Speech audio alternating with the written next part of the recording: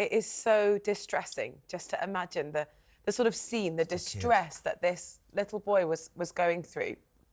For the neighbours, for anyone living around, this is traumatic for them too, because they didn't realise that something was really, really wrong.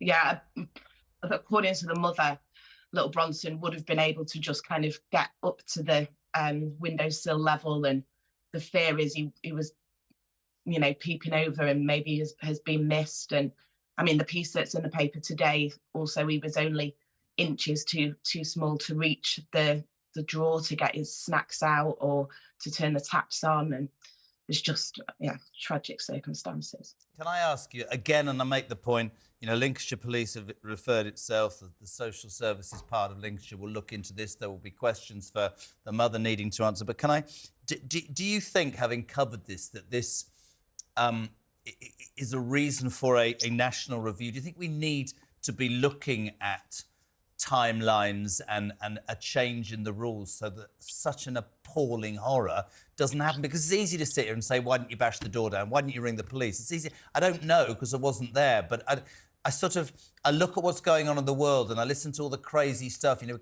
got to use pronoun. This is a kid, Rachel, dying, age 2, whilst we were all celebrating Christmas, dying, starving and dehydrated. It's appalling. How can that happen? I mean, it's obviously all questions for the inquiry. As you said, the police have referred themselves to the IOPC. A rapid review has been launched by the council, but the mother, certainly, Sarah, believes that something has to change, that no other mother can go through this, and that this can't happen to another child. Like, yeah, we say, oh, 4th entry, but really on the 9th, when they gained entry, they got a key from the landlord. They let themselves in. There was no bashing down the door. The heart condition that Kenny, the father, had was known, apparently. Well, it was widely known. He'd had a stroke previously. I just think so much time went by, didn't it? That he could have been saved on the 2nd, the 4th.